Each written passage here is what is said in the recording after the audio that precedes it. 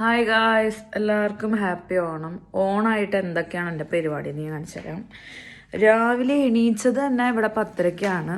പിന്നെ ഓണമായിട്ട് ഞാൻ മൈലാഞ്ചി ഒക്കെ ഇടണം കേട്ടോ. കുറച്ച് കൂടിപ്പോയി, എന്നാലും കുഴപ്പമില്ല. 2 കൈ ഇട്ടിട്ടുണ്ട്.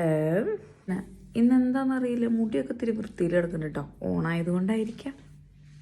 ഞാനതൊക്കെ ഇങ്ങനെ ചെക്ക് ചെയ്ത് നോക്കുകയാണ്. ഇതന്നെ ഉറക്കം പൊട്ട് ഞാൻ രാത്രി കുത്തി കിടക്കും, പകലതിൻ്റെ നെറ്റിയിൽ കാണാറുണ്ട്.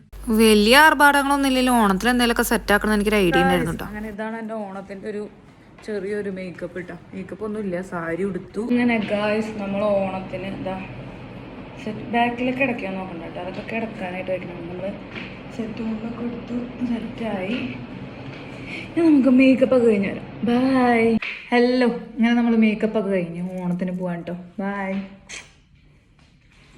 ഒരുങ്ങിക്കെട്ടി പോകുന്നതിൻ്റെ അഹങ്കാരമാണ് കാണുന്നത്. എന്തൊക്കെയോ കാട്ടിക്കൂട്ടുന്നുണ്ട്. പിന്നെ ഞങ്ങൾ വണ്ടി വിളിച്ചത് പോയോണ്ടിരിക്കുകയാണ്. കാറിൽ ഇരുന്നുകൊണ്ട് എൻ്റെ മുഖത്തുള്ള പാടുകൾ ഞാൻ തന്നെ നോക്കുക കേട്ടോ. കൂടി വരികയാണോ കുറഞ്ഞു വരികയാണോ എന്ന് ഒരു ഐഡിയ ഇല്ല.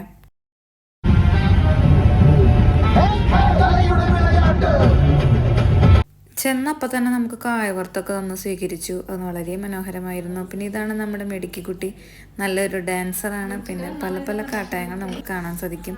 ഇതാണ് നമ്മുടെ മിടുക്കൻ ചെക്കൻ. ഇവനെ ഞാൻ പെട്ടെന്ന് തന്നെ കയ്യിലെടുത്തു കേട്ടോ, കാരണം എനിക്ക് ഇവനെ ഭയങ്കര ഇഷ്ടമായി. പിന്നെ അവിടെ കുറച്ച് നേരം കുട്ടിപ്പട്ടാളങ്ങളുടെ കളിയായിരുന്നു. ഒരാൾ വഴക്കുണ്ടാക്കുകയാണെങ്കിൽ ഒരാൾ സ്നേഹിക്കുന്നു. അങ്ങനെ കുറേ നേരം പോയി. പിന്നെ നമ്മുടെ ഫുഡ് അടിയുടെ ടൈമാണ് കേട്ടോ. ഒന്നിലധികം കൂട്ടാനുകളുണ്ടായിരുന്നു. സത്യം പറഞ്ഞ എത്ര കറികളാണെന്ന് ഒരു ഐഡിയ ഇല്ല. കുറേ കറികളുണ്ടായിരുന്നു.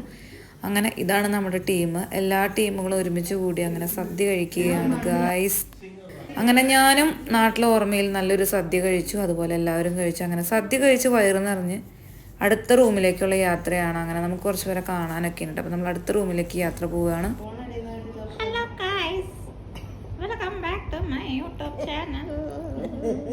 അങ്ങനെ നമുക്ക് ഇൻട്രോ എടുക്കാൻ ഒരാളെ കിട്ടിയിരിക്കുകയാണ്. പിന്നെ ആ റൂമിലിരുന്ന് എൻ്റെ ഓരോ കാട്ടായങ്ങളാണ്. ഭംഗിയുണ്ടോ പൊട്ടുപോയത് എന്നെ നോക്കലാണ്. അങ്ങനെ ഓണാഘോഷം കഴിഞ്ഞ് നമ്മൾ റൂമിലേക്ക് പോകാനുള്ള പരിപാടിയായിരുന്നു.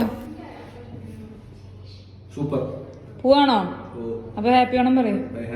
അങ്ങനെ നമ്മുടെ ഏട്ടൻ ഹാപ്പി ഓണം പറഞ്ഞുകൊണ്ട് നമ്മളെ യാത്രയാക്കിയിരിക്കുകയാണ്. അങ്ങനെ നമ്മൾ റൂമിലേക്ക് പോവുകയാണ് ഗൈസ്. ബൈ. അപ്പൊ എല്ലാവർക്കും ഹാപ്പി ഓണം.